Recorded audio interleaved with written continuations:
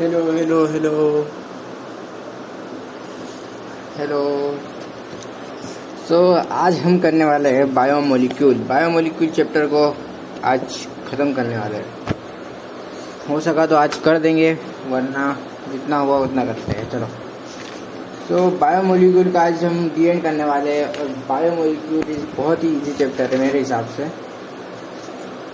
Easy है, थोड़ा बड़ा है पर इजी है। चलो आओ।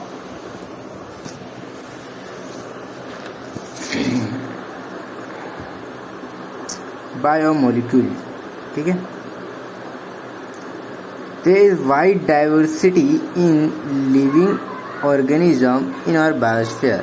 हमारे बायोस्फीयर में अलग अलग डाइवर्सिटी है लिविंग ऑर्गेनिज्म की। Now a question you arise your mind, are living organism made up same chemical और एलिमेंट और कंपाउंड। हाँ, आपके दिमाग में क्वेश्चन आएगा कि क्या सभी लिविंग ऑर्गेनिज्म सेम केमिकल, जैसे एग्जांपल एलिमेंट, सेम केमिकल का मतलब होता है या एलिमेंट से बने होंगे सेम, या तो कंपाउंड से बने होंगे सेम, ऐसा, ठीक है। You have learn to chemistry how elemental analysis is performed. आपने केमिस्ट्री में पढ़ा होगा एलिमेंटल एनालिसिस कैसे परफॉर्म करते हैं। कुछ ने नहीं पढ़ा, पता नहीं मुझे, मैंने तो पढ़ा नहीं। इफ़ वी फॉर्म, अभी इसमें भी देखेंगे अपन केमिकल एनालिसिस वगैरह, एलिमेंटल एनालिसिस, ठीक है। If perform a such an analysis on plant, animal tissue, microbial paste. कौन कौन? Plant tissue, animal tissue, microbial paste यानी bacteria. We have obtain list have element like, आपको मिलेगा, और फिर आपको ऑब्टेन मिले मतलब मिलेगा एलिमेंट की लिस्ट मिलेंगे, कार्बन, हाइड्रोजन, ऑक्सीजन और सिवरल ओदर, है ना। Content per unit mass of the living organism, जितना उसका यूनिट मास के हिसाब से हाइड्रोजन और कार्बन और ऑक्सीजन वगैरह मिलेंगे, है ना। कार्बन, हाइड्रोजन, ऑक्सीजन, इतना इम्पोर्टेंट नहीं, आगे बढ़ो। If the same analysis perform on piece of earth crust, यहाँ से इम्पोर्टेंट ध्यान रखना, है ना, यहाँ से इम्पोर्टेंट है।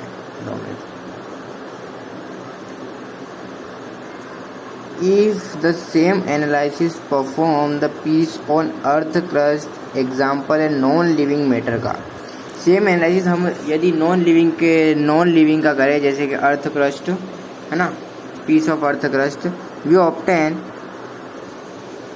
Similar list. वाह भाई, देखो लिविंग में भी सेम मिल रहा है, ये कार्बन, हाइड्रोजन वगैरह, और अर्थ क्रस्ट में मिल रहा है जो कि नॉन लिविंग है। डिफरेंस बिटवीन टू लिस्ट, अब बता रहा डिफरेंस बिटवीन क्या है, इन एब्सोल्यूट टर्म, ध्यान रखना है, इन एब्सोल्यूट टर्म, ध्यान रखना, एब्सोल्यूट टर्म में डिफरेंस नहीं होगा। No such difference in could made out, absolute term में डिफरेंस नहीं होगा। All element is present sample on earth crust also present in living organism, जो अर्थ क्रस्ट में प्रेजेंट है वो लिविंग ऑर्गेनिज्म में भी प्रेजेंट है। हाउएवर क्लोजर एग्जामिनेशन, अब ध्यान रखना ये एब्सोल्यूट टर्म में डिफरेंस नहीं है, बट क्लोजर एग्जामिनेशन यदि हमने उसको क्लोज से देखा, अंदर जा, closer examination to reveal relative abundance of carbon, hydrogen with respect to other element is higher in any living organism earth crust. हमने अर्थ क्रस्ट में कम होगा लिविंग ऑर्गेनिज्म से, अर्थ क्रस्ट में क्या होगा, कम होगा लिविंग ऑर्गेनिज्म में, क्योंकि अर्थ क्रस्ट में कम होगा, है ना, लिविंग ऑर्गेनिज्म में ज़्यादा होगा। अब अर्थ क्रस्ट में कम क्यों होगा और लिविंग ऑर्गेनिज्म ज़्यादा क्यों होगा? क्योंकि लिविंग ऑर्गेनिज्म को ज़रूरत होती है एलिमेंट वगैरह की, और वो फूड डाइट के थ्रू लेता है। और डाइट कहाँ से आती है? प्लांट से, प्लांट सोइल से लेता है, और सोइल में ये होता है, समझे। चलो आगे बढ़ते हैं।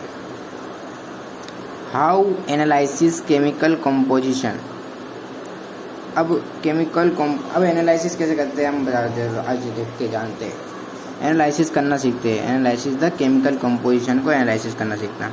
चलो, we can continue asking in same way, what type of organic compound found in living organism किस टाइप के ऑर्गेनिक कंपाउंड लिविंग ऑर्गेनिज्म में मिल रहे हैं, चलो आइए देखते हैं।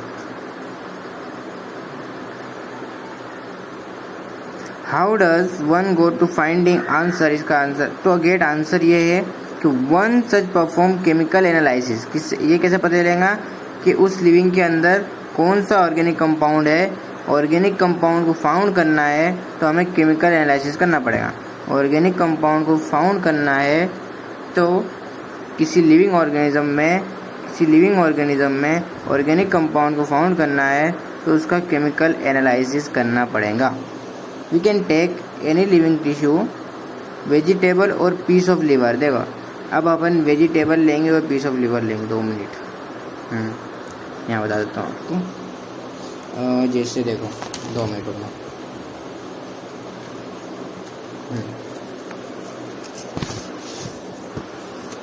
जैसे कि हमने लिया एक लिविंग टिश्यू। अब लिविंग टिश्यू में 2 चीज़ लेंगे, एक प्लांट का लेंगे टिश्यू जिसमें हम लेंगे वेजिटेबल, है ना, ये बोल रहा है वेजिटेबल, तो वेजिटेबल में हमने ले लिया प्लांट टिश्यू, और एक ले लिया हमने पीस ऑफ लिवर यानी ह्यूमन टिश्यू। अरे यार ये क्या हो रहा है, ये क्या हो रहा है भाई। पीस ऑफ लिवर ले लिया तो जिसमें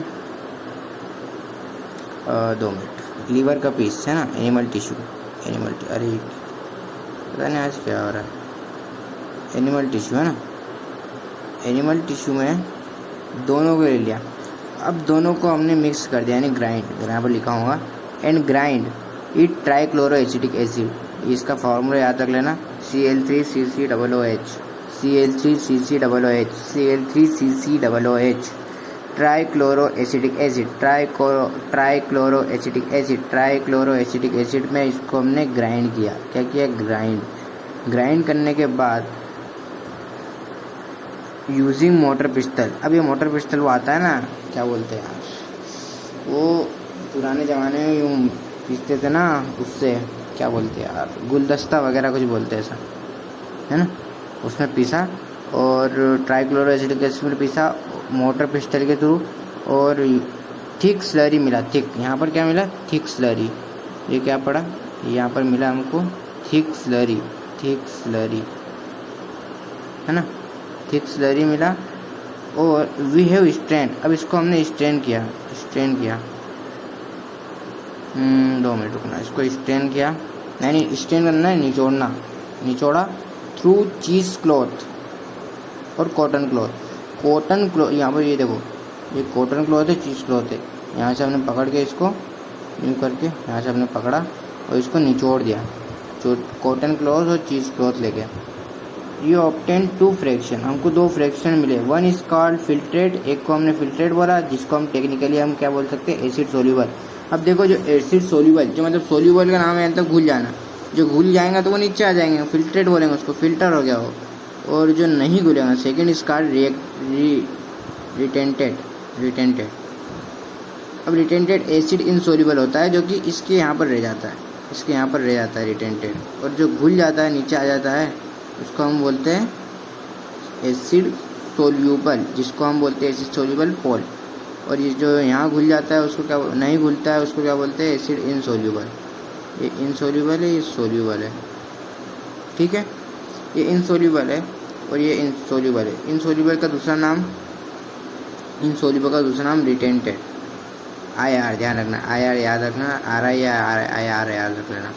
और सोल्यूबल का ये दूसरा नाम है, क्या नाम था दूसरा, फिल्ट्रेट SF, है ना, ऐसा सोल्यूबल फिल्ट्रेट। चलो आगे बढ़े, अब आगे रुको बाकी एक लाइन।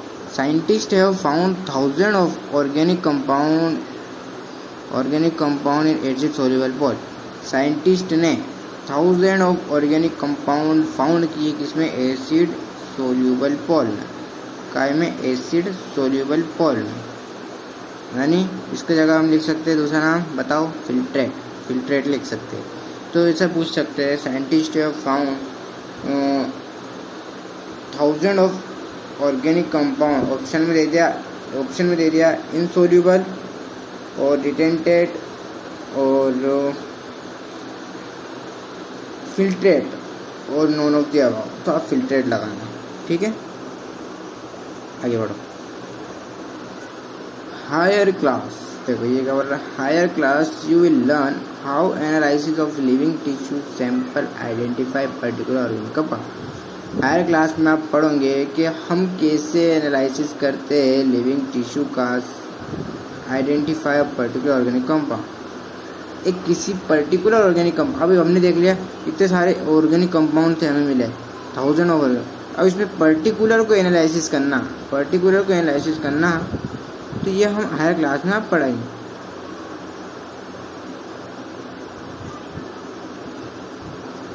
इट विल बी क्या हो रहा है, हाँ सही है, ठीक है, आप हो सकता है। It will be suffice to say one extract the compound then subject extract variation separation technique। देखो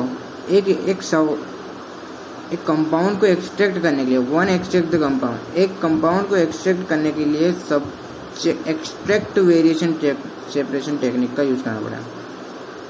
देखो एक कंपाउंड को एक्सट्रैक्ट करने के लिए हमें एक्सट्रैक्ट वेरिएशन सेपरेशन टेक्निक का इस्तेमाल करना पड़ेगा।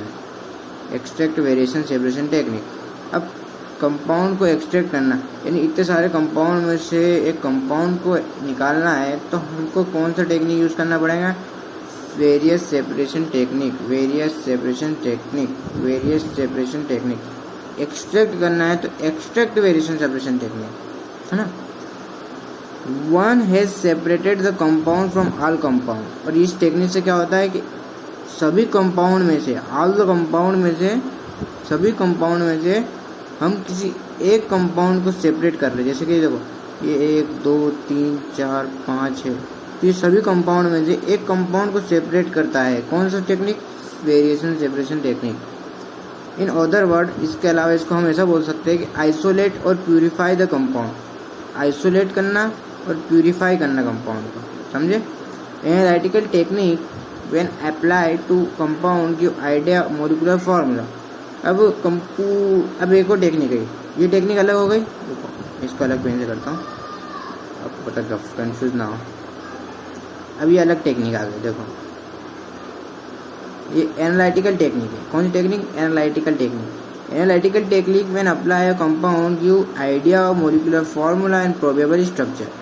आइडिया लगता है हमको मॉलिक्यूलर फार्मूले का, एंड प्रोबेबल स्ट्रक्चर पता चलता है कि क्या स्ट्रक्चर हो सकता है इन compound.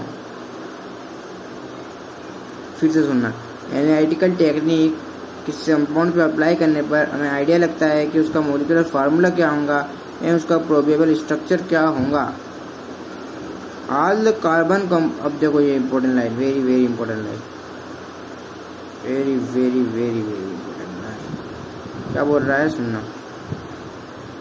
All the carbon compound we get from living tissue is called biomolecule. अब बायोमोलिक्यूल किसे बोला, सभी carbon compound, all the carbon compound that we get from living tissue, सभी कार्बन कंपाउंड फॉर्म करते लिविंग टिश्यू को, तो उसी को बोलते हैं बायोमोलिक्यूल।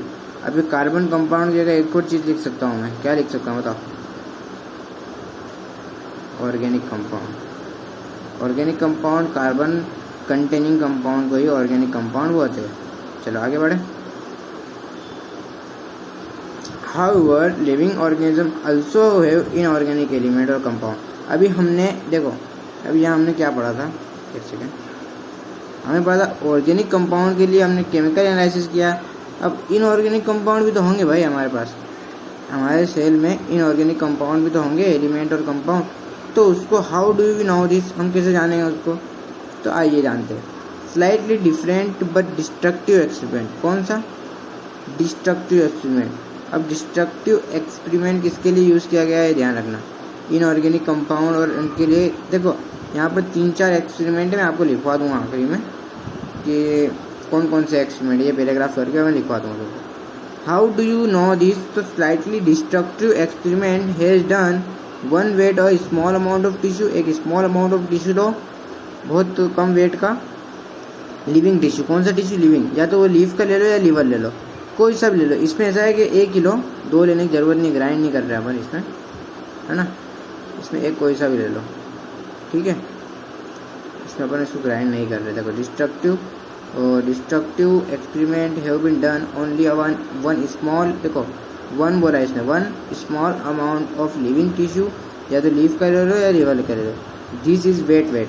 अब वो वेट होगा, उसमें कुछ तो वजन होगा ना, थोड़ा बहुत वेट पानी होगा। वेट का मतलब होता है पानी होगा। एंड ड्राई इट, उसको ड्राई करो। And all the water evaporate, all the water. अब ड्राई कैसे करेंगे, तो सनलाइट में रख दो, कुछ भी कर लो। ऑल द वाटर इवोपरेट, सभी वाटर इवोपरेट हो जाएगा। All water evaporate. The remaining material give dry weight. अब रिमेनिंग कैसा बचा, dry weight. The tissue have fully burn, अब उसको बर्न कर लो, यानी उसको सेक लो, बना लो, कुछ भी कर लो। बर्न करना तो पता है, है ना। अब फुली बर्न कर लो। And carbon compound are oxidise. और अब जैसे उसको बर्न करोगे, देखो अब वेपर को निकालने के लिए हमने उसको ड्राई करा, वेपर को निकालने मतलब गैसेस वेट, ये H2O को निकालने के लिए, वाटर को निकालने के लिए हमने उसको ड्राई करा। अब कार्बन कंपाउंड को निकालने के लिए हम, क्योंकि देखो कार्बन कंपाउंड होंगे तो ऑर्गेनिक हो जाएगा, तो ऑल कार्बन कंपाउंड ऑक्सीडाइज और गैसेस फॉर्म में उड़ जाएंगे, CO2 और वाटर वेपर के फॉर्म में रिमूव हो जाएंगे। कब होंगे, जब हम उसको फुली बर्न करेंगे। ओके, आगे बढ़ो। व्हाट द रिमेनिंग, अब जो बचा है वो उसको बोलते हैं ash. This ash is contain inorganic element, और इस एश में कंटेन होते हैं inorganic element like calcium, magnesium, ये वगैरह होते हैं। एलिमेंट्स पता होगा, कैल्शियम, मैग्नीशियम। अब कंपाउंड की बात करें तो इनऑर्गेनिक कंपाउंड सल्फेट और phosphate, sulphate phosphate are acid soluble fraction. अब सल्फेट और फॉस्फेट एसिड सोल्यूबल फ्रैक्शन में मिलेंगे। एसिड इनसोल्यूबल फ्रैक्शन में सिर्फ 4 कंपाउंड आते हैं, लिपिड, पॉलीसेकेराइड और कौन से, तो 2 मैं बताता हूँ। लिपिड था, पॉलीसेकेराइड आता है, प्रोटीन आता है, न्यूक्लिक एसिड। लिपिड, पहला लिपिड, ये एसिड इनसोल्यूबल की बात कर रहा हूँ ना, एसिड इनसोल्यूबल। पहला है, देखो पहला, दूसरा लिपिड ले लो, फिर प्रोटीन ले लो, पहला दूसरा प्रोटीन, तीसरा ले लो पॉलीसेकेराइड है ना, और चौथा ले लो न्यूक्लिक एसिड है ना, न्यूक्लिक एसिड, ठीक है। ये होते हैं 4 क्या होते हैं, एसिड इनसोल्यूबल। बाकी सब आ जाते हैं सोल्यूबल में। आ जाओ, एसिड सोल्यूबल में कौन मिलेगा, इनऑर्गेनिक कंपाउंड कौन से, सल्फेट, फॉस्फेट। अब therefore elemental analysis give rise to elemental composition of the living tissue. Elemental analysis से क्या पता चला कि elemental composition of living tissue. अब हमने एलिमेंटल एनालिसिस किया तो हमें पता चला एलिमेंटल कंपोजिशन ऑफ टिश्यू, उसके नाम से आ रहा है एलिमेंटल एनालिसिस, तो elemental composition of the tissue. अभी कंपाउंड चल रहा था तो अब हमने एलिमेंटल एनालिसिस किया तो एलिमेंटल कंपोजिशन भी मिल गया लिविंग टिश्यू का। जैसे हाइड्रोजन था, ऑक्सीजन था, क्लोरीन था, carbon. While analysis of compound give idea organic या इनऑर्गेनिक। कंपाउंड देखो, एनालिसिस ऑफ कंपाउंड करने से हमको आइडिया मिला कि ऑर्गेनिक है या इनऑर्गेनिक है। ध्यान रखना, ऑर्गेनिक है या inorganic. Analysis of compound organic है या इनऑर्गेनिक है। एनालिसिस ऑफ कंपाउंड करने से हमें पता लगा गिव आइडिया कि ऑर्गेनिक है या इनऑर्गेनिक है present in living tissue. A chemistry point of view, one can idea of functional group like aldehyde, ketone, aromatic compound, etc. Chemistry के हिसाब से बता रहा हूँ मैं कि लिविंग ऑर्गेनिज्म में ये हो सकते हैं, क्या होते हैं, ग्रुप ऑफ लाइक एल्डिहाइड होना, ketone, aromatic. But biological point of view we shall in amino acid, nucleotide और फैटी एसिड। ठीक है, एमिनो एसिड, न्यूक्लियोटाइड और fatty acid. Amino acid, nucleotide, fatty acid. Amino acid, nucleotide, fatty acid. Amino acid, nucleotide, fatty acid. Amino acid, nucleotide, fatty acid. Amino acid, nucleotide, fatty acid. ठीक है, आगे बढ़ें। Amino acid are organic compound contain, रुको मैं आपको एक चीज़ लिखवा रहा था, अभी इतने सारे एनालिसिस पढ़े भूल जाओगे आप, और बोल रहे सर भूल जाओगे, इतना सारा आपने कहाँ करा होगा? रुको रुको रुको, कहाँ लिखा हूँ? यहाँ लिखा था ना, ठीक है। देखो, और पहले सबसे पहले हमने ऑर्गेनिक एनालिसिस किया, जिससे हमको मिला एक लिविंग टिश्यू को ग्राइंड किया, और वो करा था लिविंग टिश्यू और पीस ऑफ लीवर लिया था, और वेजिटेबल में कुछ भी हमने प्लांट की टिश्यू ले लिया, और एक में एनिमल टिश्यू लिया, उनको ग्राइंड किया। ट्राइक्लोरो एसिडिक एसिड में 2 फ्रैक्शन मिले, सोल्यूबल और इनसोल्यूबल। तो वो कौन सा मिला? ऑर्गेनिक कंपाउंड का था, ऑर्गेनिक कंपाउंड। ऑर्गेनिक कंपाउंड को फाउंड करने के लिए हमको कौन सा एनालिसिस करना पड़ेगा? Chemical analysis. केमिकल एनालिसिस तो पढ़ा था हमने, हाँ, केमिकल एनालिसिस। अब इनऑर्गेनिक को फाउंड करना है, इनऑर्गेनिक। इनऑर्गेनिक हमने कहा बाद में आखिर में देखे थे, इनऑर्गेनिक यानी बिना कार्बन को हमने ऑक्सीडाइज किया था, तो वो था डिस्ट्रक्टिव एक्सपेरिमेंट था। आपको पता ही होगा, मैंने बताया था, डिस्ट्रक्टिव एक्सपेरिमेंट। और फिर आता है एक और मॉलिक्यूलर फार्मूला, या मॉलिक्यूलर फार्मूला जानना, मॉलिक्यूलर फार्मूला और प्रोबेबल स्ट्रक्चर है ना। मॉलिक्यूलर फार्मूला और उसका स्ट्रक्चर जानने के लिए हमने क्या किया? Analytical technique. अभी सब पढ़ा है आपने, देखो मैं तुमको बताता हूँ। पहला देखो, सबसे पहले यहीं देखो, ऑर्गेनिक कंपाउंड के लिए केमिकल एनालिसिस किया है ना, और वेरिएशन सेपरेशन टेक्निक से हमने कंपाउंड को वो किया, क्या किया? सेपरेट किया।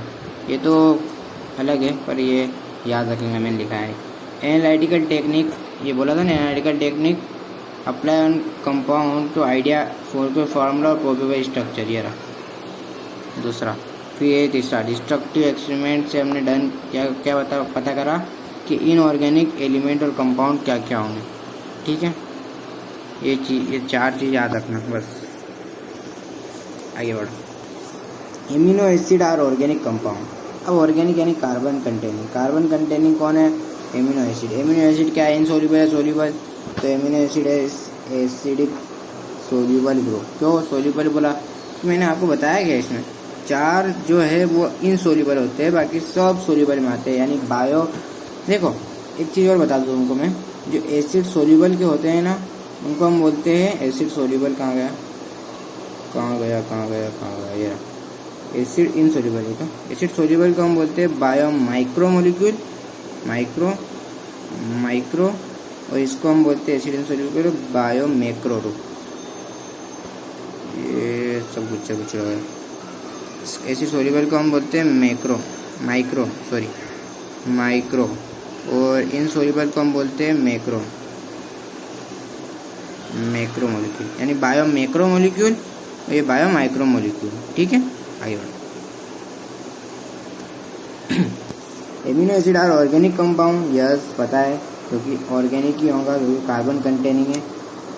Carbon compound which have amino group, acidic group, substituent on same carbon. अब इसको ऑर्गेनिक कंपाउंड बोला गया है, यस। एमिनो एसिड और ऑर्गेनिक कंपाउंड कंटेनिंग, इसमें क्या क्या होगा? एमिनो ग्रुप होगा और एसिडिक ग्रुप होगा। एमिनो ग्रुप कौन सा होगा? NH3 होगा, और एसिडिक ग्रुप होगा कार्बोक्सिल ग्रुप, बोलते हैं एसिडिक ग्रुप, COOH, है ना। सब्स्टिट्यूएंट ऑन सेम कार्बन, ये होंगे दोनों सेम कार्बन पे, इसलिए उस कार्बन का नाम अल्फा रखा गया। असेसर रीजन में आ सकता है।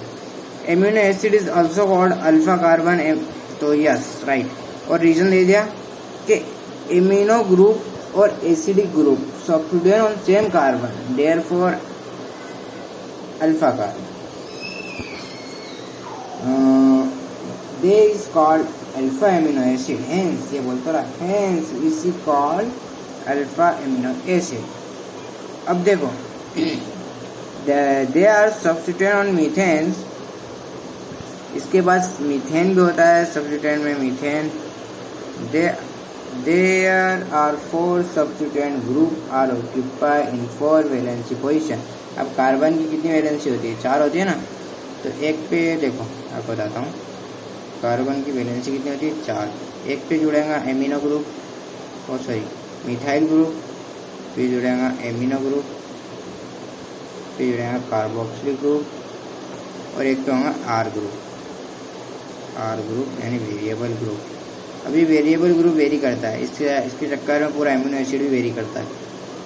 देयर आर हाइड्रोजन, इसको हाइड्रोजन ग्रुप बोलते हैं, सॉरी एमिनो ग्रुप लिखा है, इसको हाइड्रोजन ग्रुप बोलते हैं, सॉरी ध्यान नहीं दिया।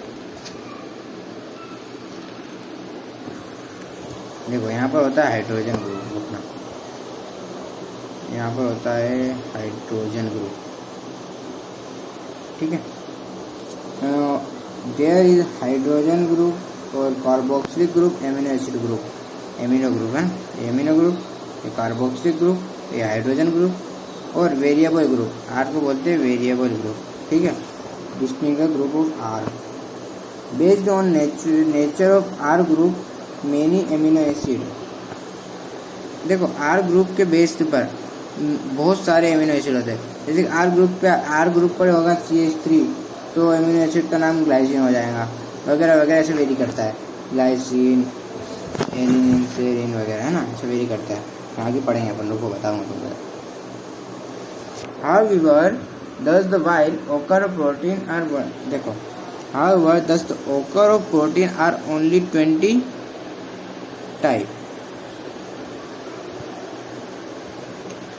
प्रोटीन कितने टाइप के होते हैं? 20 टाइप के प्रोटीन होते हैं। प्रोटीन हमारी बॉडी में 20 टाइप के होते हैं। फंक्शनल नेचर में तो बहुत सारे प्रोटीन है, पर फंक्शनल जो होते हैं जिसको हम बोलते हैं Z20 मैजिक 20 अमीनो एसिड बोलते हैं। R group is this proteinous amino acid.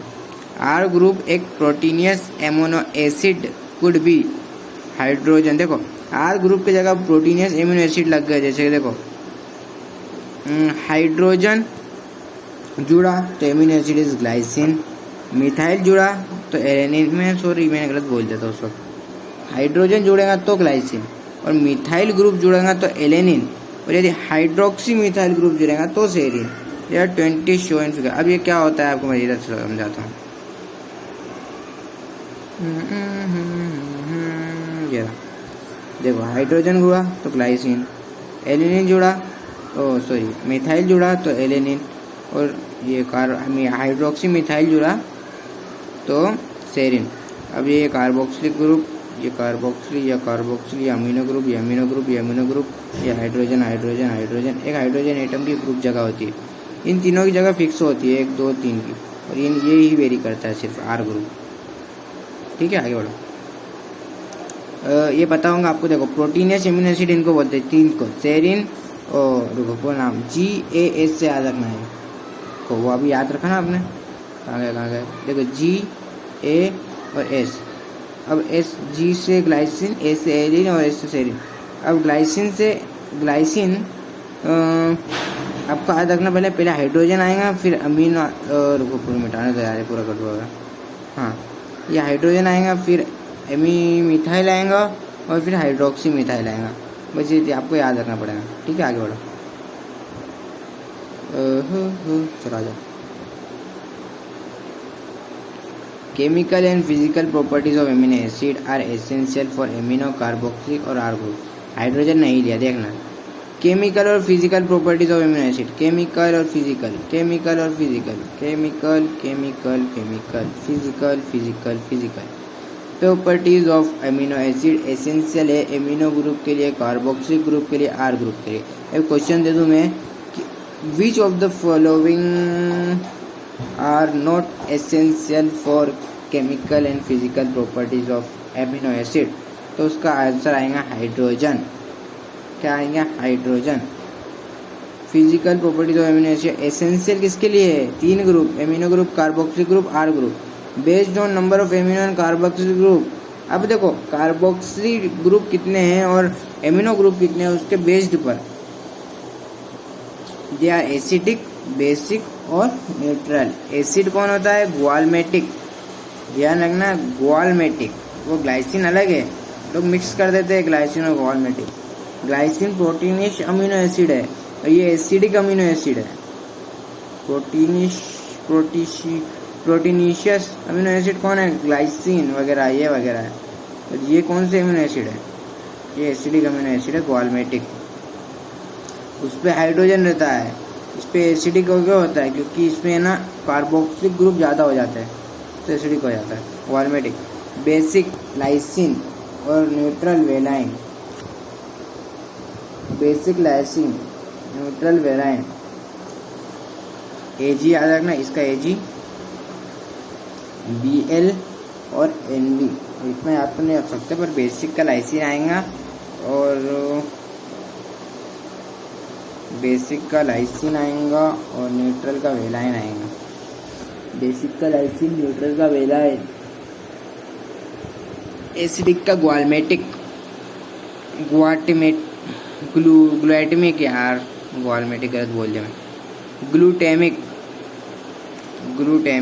मैं गलत बोल दिया इससे पहले, क्यों, सॉरी बच्चों, ग्लूटामिक हाँ यार, मैं कुछ ग्वालमेटिक तो कुछ अलग चीज़ होती है, मैं कुछ और चल जाता हूँ कभी छोड़ो। Similarly in their aromatic amino acid, अब देखो ऐसे एमिनो एसिड एक अलग टाइप का होता है, ये इंपॉर्टेंट लिखना। Aromatic amino acid tyrosine, phenylalanine, tryptophan. Aromatic किसको बोलते हैं बताओ तुमको, एरोमेटिक रिंग वाले को बोलते हैं, रिंग वाले एमिनो एसिड को बोलते हैं एरोमेटिक रिंग टाइप स्ट्रक्चर वाले एमिनो एसिड को एरोमेटिक एमिनो एसिड। कौन कौन से होते हैं, tyrosine, phenylalanine, tryptophan, tyrosine, phenylalanine, tryptophan, tyrosine, phenylalanine, tryptophan. Particular properties of amino acid is ionisable. अब कुछ properties of amino acid ionisable होती है, NH2 और COOH amino group, carboxyl group है ना, इनमें क्या होता है कि आयोनाइजेबल नेचर हो जाता है। हेंस इसी के कारण सॉल्यूशन का pH क्या हो जाता है, डिफरेंट हो जाता है। आयोनाइजेबल नेचर एमिनो ग्रुप और कार्बोक्सिलिक ग्रुप में आयोनाइजेबल नेचर होने के कारण डिफरेंट pH और structure of amino acid change हो जाता है। अब लिख दे क्वेश्चन में कि एमिनो एसिड का pH चेंज होना, डिफरेंट यानी डिफरेंट pH होना सॉल्यूशन का, और एमिनो एसिड का चेंज होना किस पे डिपेंड करेगा, आयोनाइजेबल नेचर ऑफ एमिनो और कार्बोक्सिल ग्रुप। ठीक है, ये देखो यहाँ पर पॉजिटिव चार्ज और यहाँ पर नेगेटिव चार्ज, इसमें दिख नहीं आ रहा, यहाँ पर नेगेटिव चार्ज, यहाँ पर पॉजिटिव चार्ज, यहाँ पर पॉजिटिव नेगेटिव दोनों, इसलिए दोनों चार्ज आ गए, इसलिए हमको इसको बोलते हैं zwitterion. B is a zwitterionic form, B is zwitterionic form. A is carboxyl, पर नेगेटिव, यहाँ पर तो कुछ है नहीं तो इसलिए यहाँ पर पॉजिटिव हो गया, यहाँ पर नेगेटिव हो गया, बाकी दोनों को हम कुछ नहीं बोल सकते, इसको क्या बोल देंगे हम, ज्यूटेरोनिक आयन, दोनों में आयन आ गया। इसलिए इसी के साथ एमिनो एसिड खत्म हो गया, आया होगा, आपको समझ में आया होगा। जल्दी से हम लिपिड खत्म कर लेते हैं, फिर ये डायग्राम देखेंगे हम, और उसके बाद सेकेंडरी मेटाबोलाइट, और फिर चलेंगे आगे। ठीक है, ठीक है, अभी टाइम है, चलो। Lipid is generally water insoluble. Lipid कैसा होता है, इनसोल्यूबल, सभी को पता है लिपिड क्या होता है, इनसोल्यूबल, क्योंकि प्लाज्मा मेम्ब्रेन में भी होता है लिपिड, वो भी होता है insoluble. Lipid of generally water insoluble, lipid is water insoluble, तो ये कहाँ मिलेगा आपको, सोल्यूबल फ्रैक्शन या इनसोल्यूबल, जल्दी बताओ, सोल्यूबल फ्रैक्शन या इनसोल्यूबल, बताओ जल्दी बताओ जल्दी। इनसोल्यूबल मैंने लिखाए थे 4 इनसोल्यूबल के, तो इनसोल्यूबल में मिलेगा। लिपिड इज जनरली वाटर, अब मैं आपको बताऊंगा इसको कि हम इसको इनसोल्यूबल बायो मैक्रोमोलिक्यूल में क्यों नहीं रखते इसको, नॉट स्ट्रिक्टली बायो मैक्रोमोलिक्यूल ऐसा लिखा हुआ है NCERT. Lipid are generally water insoluble, yes पता है। They could be simple fatty acid, देखो सिंपल फैटी एसिड की बात की, लिपिड के अंदर 3 फॉर्म होंगे, अब लिपिड में फैटी एसिड होता है सिंपल, आपको बताऊंगा, ज़्यादा डीप में जाना नहीं अपने को, छोड़ो पे ऊपर पढ़ लेते, बहुत डीप में हो जाएगा फिर।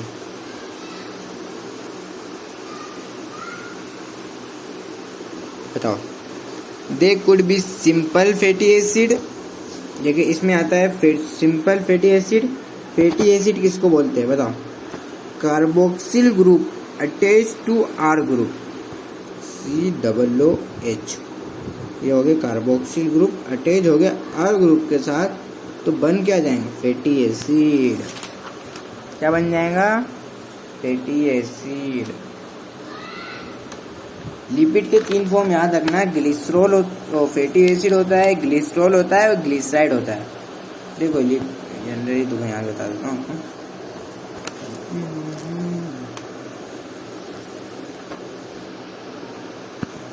लिपिड होता है ना, वो 3 प्रकार का होता है, 3 प्रकार का, 3 प्रकार का मतलब 3 प्रकार का। F देखो ये F, अरे यार क्या फैटी एसिड, ग्लिसरॉल, ग्लिसराइड